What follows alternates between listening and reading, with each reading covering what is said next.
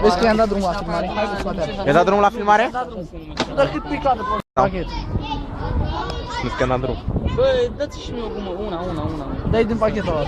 Dă și mie Să una. văd și eu cât de tare poți. Una. Deci e tare, foarte tare. Hai. 5, Una. Câte băgați, mă? 5. Ia mână. Hai bă. Una. Am să mă, niște mâini la baci. Nu e tare, mă. Așteaptă. Mă, bă, deja mi-a ieșit pe chiar. Că nu e tare bada. 3, Te puși mie, mă. 4. Ai dat drumul la filmare? Hai morți, mătii.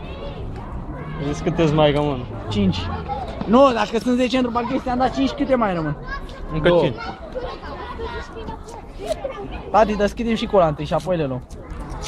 Bă, mestești 2-3 secunde de și pe urmă faci cola. Da, frate. Mă, dar se simte mirosul deja. Nu, să duci în Și mine să dai. Prima oară când o Hai să bă, plângă. puii mei. Hai bă, ăștia chiar o să plângă acum.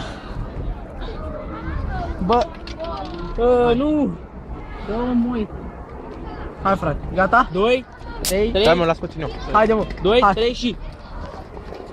Repede. Nu, dai mă, bă, dai. Bagă acolo, stai. Așteaptă-mă. Du-te bă la ochi, băi.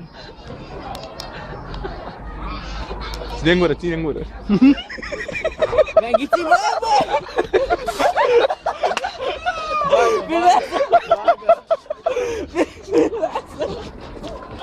Filmează și pe ăsta! Mamă, mi-a dat la crâne. Filmează și pe ăsta! Bagă! Hai mă, bagă.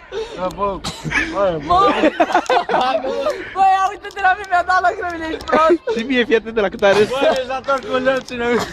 Bagă-mă suc! Bă, mă, mai bagă suc. Bagă suc. Bă, că stau deja, mă!